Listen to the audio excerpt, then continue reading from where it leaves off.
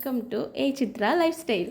இன்றைக்கி நம்ம morning to evening வரைக்கும் என்னெல்லாம் பண்ணோன்றது தான் இந்த சேனலில் பார்க்க போகிறோம்.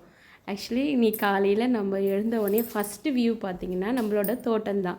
பார்த்தோன்னா இங்கே நம்ம ரொம்ப கஷ்டப்பட்டு இந்த பிளான்ட் எல்லாம் வளர்த்துட்ருக்கேன்.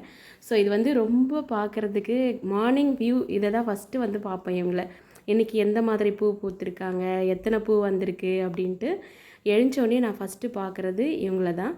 ஸோ பாருங்கள் எவ்வளோ அழகாக பூத்துருக்காங்க. அப்புறம் நம்ம கிச்சன் போயிடலாம். கிச்சன் போயிட்டு இன்றைக்கி நம்ம என்ன பண்ணணும், சரி ஓகே சாம்பார் பண்ணிடலாம் அப்படின்ட்டு யோசித்தோம். ஸோ அதுக்கு கேரட் பீன்ஸ் பொரியல் தான் ஆப்டாக இருக்கும். ஸோ அதனால தான் இன்றைக்கி கேரட் பீன்ஸு இது கட் பண்ணுறது பாருங்கள், இவ்வளோ குட்டி குட்டியாக கட் பண்ணால் தான் இதோட டேஸ்ட்டே வந்து ரொம்ப அழகாக இருக்கும், சாப்பிடவும் நல்லா டேஸ்ட்டாக இருக்கும். ஸோ அதனால் வந்து அதுவும் இந்த காம்பினேஷன் க்ரீன் வித்து அந்த கேரட்டோட சேர்த்து அந்த பீன்ஸோடு சேர்க்கும் போது தான் அந்த நல்லாயிருக்கும். வெறும் பீன்ஸ் மட்டும் பண்ணால் கூட பிடிக்காது இல்லையா? ஸோ அதனால் இன்றைக்கி நம்ம சாம்பார் பண்ணிக்கலாம். எப்பயும் போல் நம்ம சாம்பார் வைக்கிற மாதிரி தான் வைக்க போகிறோம். ஒவ்வொருத்தரும் ஒரு மாதிரி செய்வீங்க, என்னோடய ஸ்டைலில் நான் பண்ணுறேன். இது வந்து கேரட் பீன்ஸ் பொரியல்.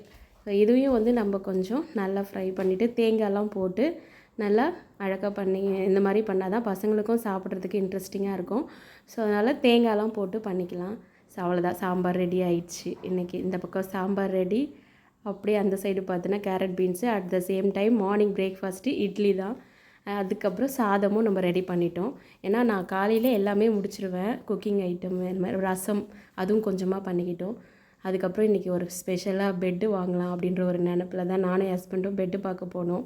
எங்களுக்கு கல்யாணத்துக்கு கொடுத்த பெட்டு கொஞ்சம் பழசாயிடுச்சு, அது கொஞ்சம் ஷேக் ஆக ஆரம்பிச்சிச்சு. அதனால புதுசாக வாங்கலாம் அப்படின்னு சொல்லிட்டு பிளான் பண்ணி போயிருந்தோம். இந்த பெட்டு பார்த்தோன்னா நாங்கள் ஆவடியில் தான் பார்த்தோம். ஸோ இது வந்து ஒயிட் கலரு பில்லோ இருக்கு இல்லையா, அது பார்த்தோன்னா அந்த மேட்ரஸ் பார்த்தோன்னா 50,000க்கு வந்துருச்சு.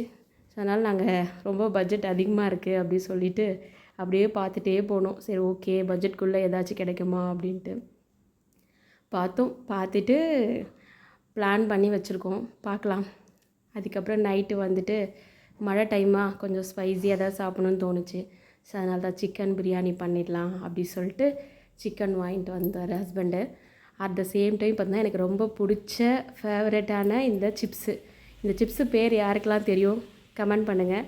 எனக்கு எப்போவுமே வெளியில் போனோன்னா இந்த சிப்ஸு பற்றி நான் கேட்பேன். அவருமே வாங்கிட்டு வந்துட்டார், எல்லோரும் ஷேர் பண்ணி சாப்பிட்டோம்.